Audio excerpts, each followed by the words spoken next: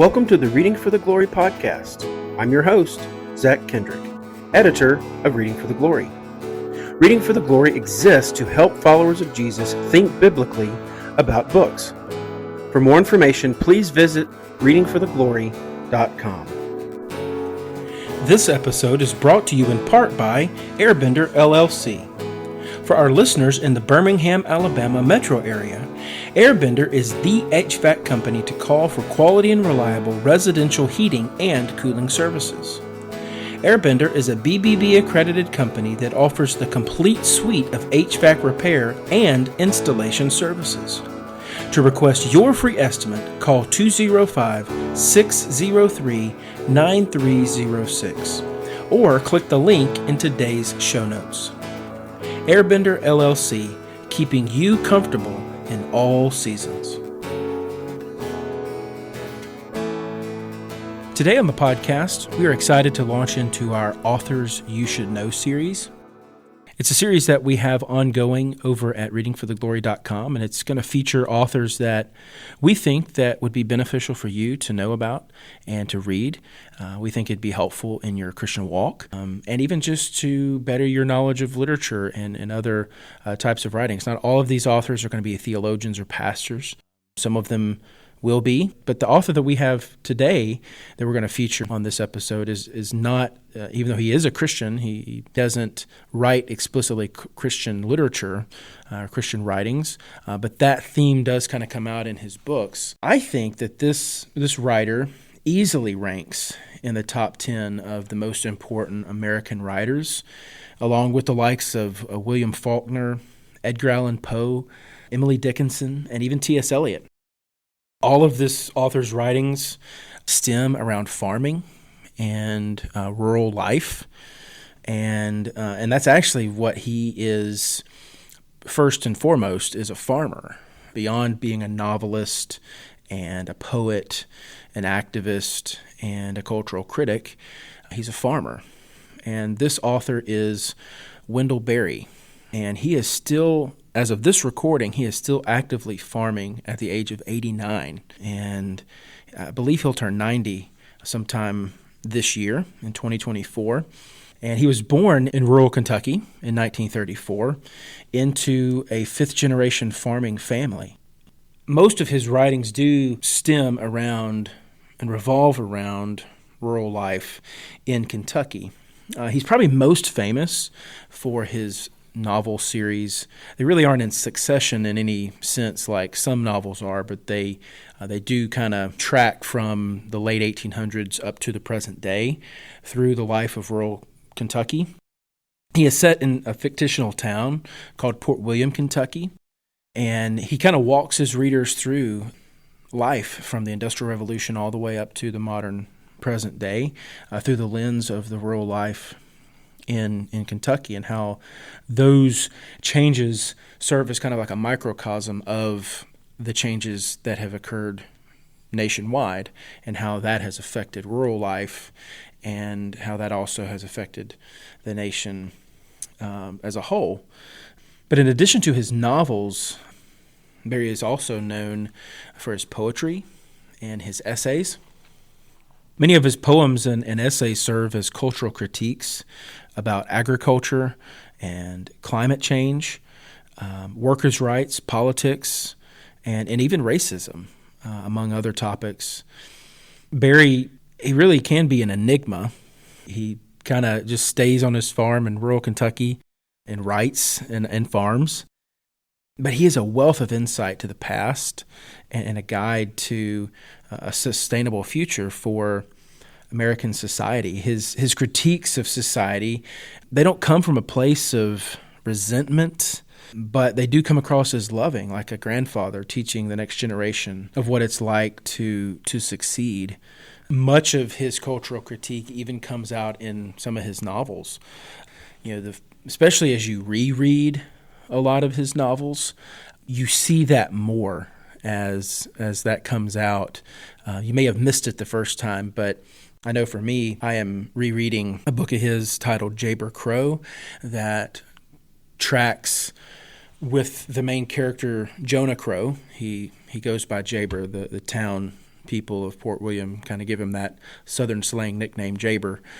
But it tracks his life from a young boy all the way up to his death, and he's born in that region of Kentucky, and he becomes an orphan at a young age, and even his great aunt and uncle pass away when he's younger, so he ends up having to go to a Christian boarding school type situation, and then he graduates, and he kind of feels like he wants to go into Christian ministry, pastoral ministry, but he decides that that's not for him, and so he ends up coming back to Port William after kind of wandering around through Louisville and Lexington and trying to find his way in life. He comes back home to Port William, and he becomes the town barber. And his story is told from that perspective. And sitting in that barber chair, he tells the story of Port William through that lens. And so many themes from that book thread through calling and our place in life, and even he kind of tracks coming from a more horsepower, like real horses, not just what we call horsepower in cars and machines, but using mules and horses to plow the land, to tractors plowing the land. And so those themes come out too, and how the changes of the culture and changes in society, changes in the town, how that all affects life. I think we may do a book discussion episode on Japer Crow. There's just so much that comes out in that book. We may do that later on in this season.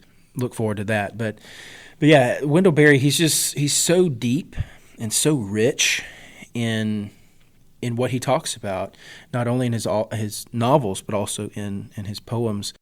One of the things he does is he laments the changes in culture, because he sees that as we've grown from a more agrarian society to more highly technologically advanced society, that's changed our culture in many ways. We really haven't thought about how it has changed our culture. Some of those themes that come through are how we really don't know our neighbors as much as we used to. We don't need our neighbors as much as we used to, or at least we don't think we need them as much as we used to.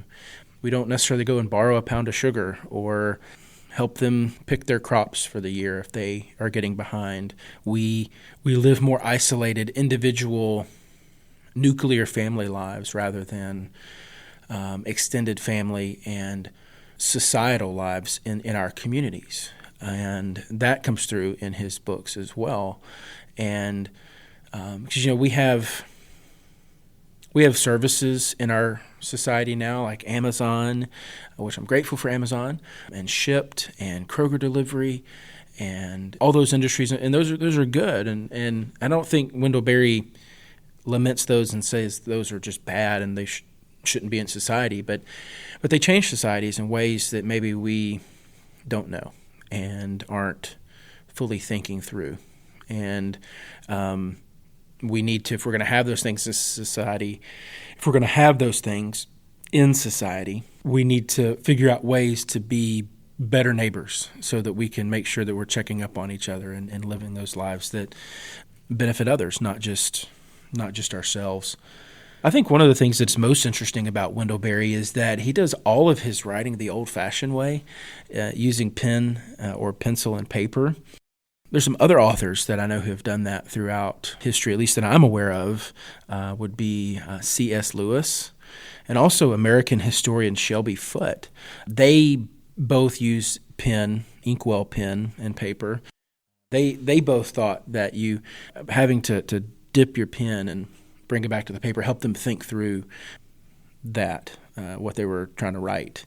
And I think maybe Wendell Berry thinks the same kind of tracks with that as well. I know that American historian David McCullough, the late David McCullough, he used a typewriter and paper because he felt like it helped him think through what he was typing. He had to consciously type the buttons, and it wasn't just a fast key, electronically stored product. He could see it right there, physically, tangibly, take the paper out and make his corrections and put it back in and keep typing. And, Berry, he writes about this in one of his essays from 1987 called Why I Am Not Going to Buy a Computer. And I think even though that essay is still a little bit older, I think he still doesn't own a computer and probably never will. And it serves him well.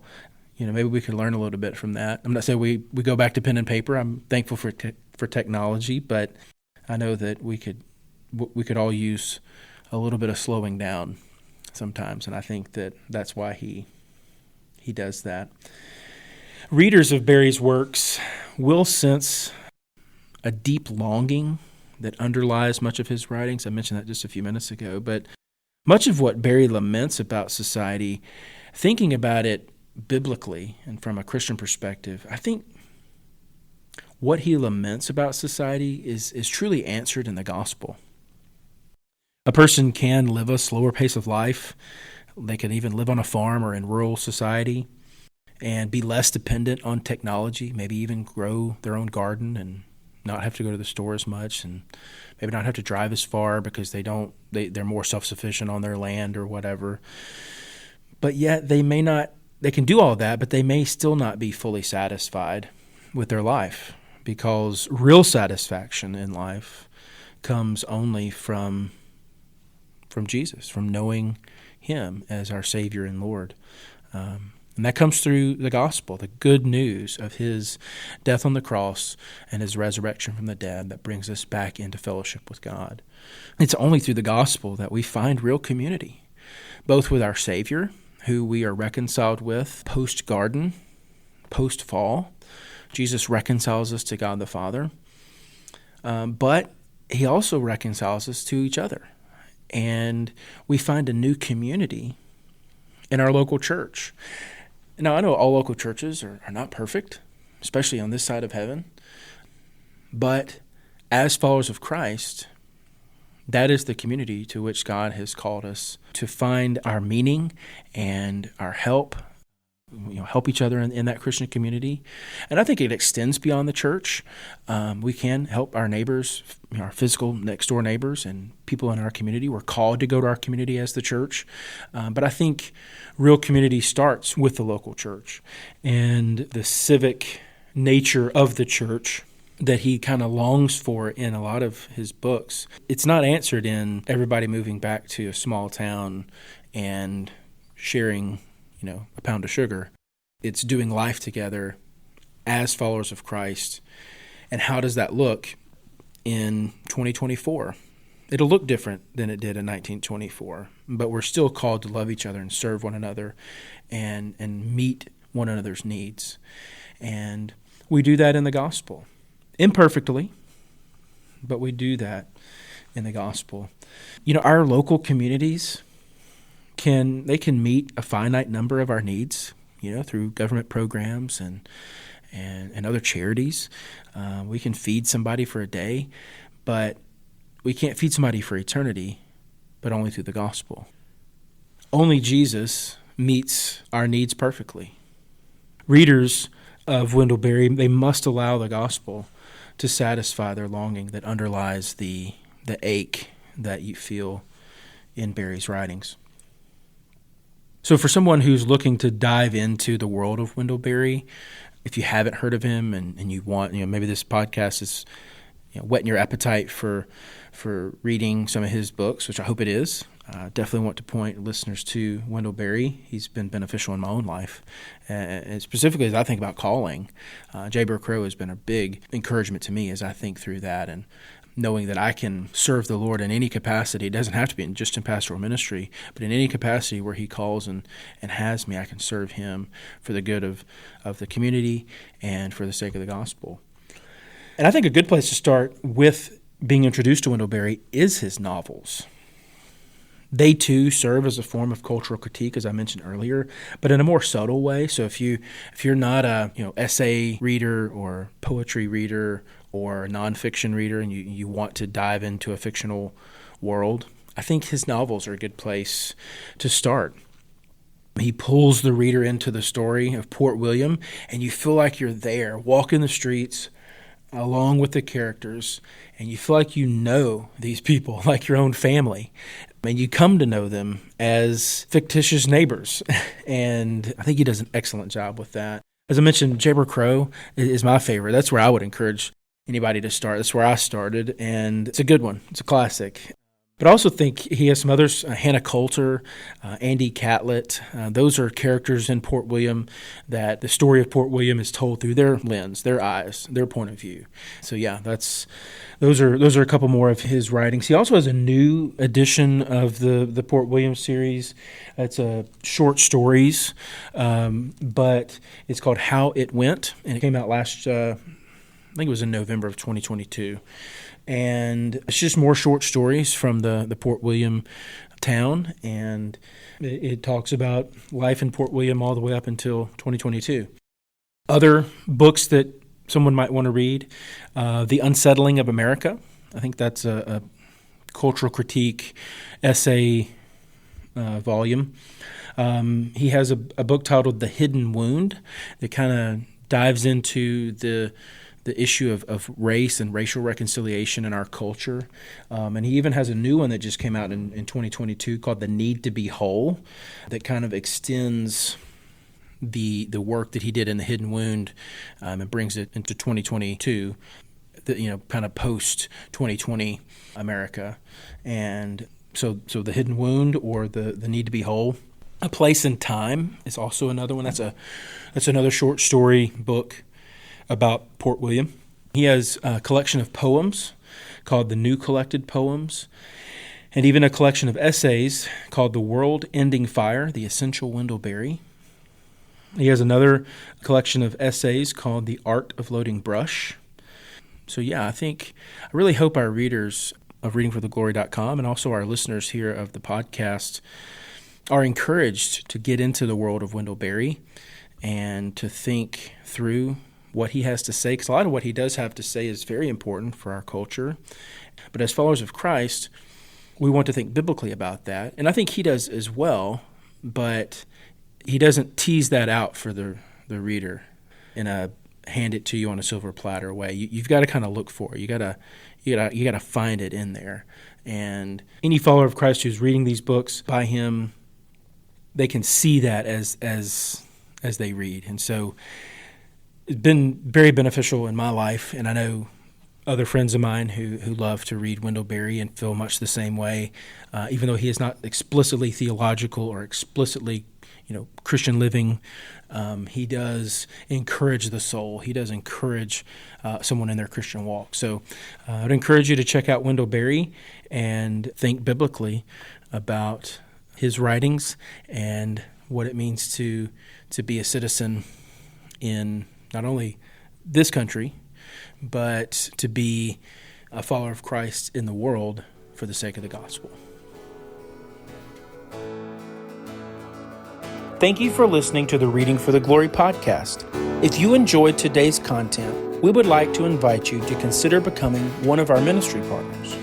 Our ministry partners help to support the ongoing ministry of Reading for the Glory, which allows us to produce content such as our book reviews, our study series, and this podcast.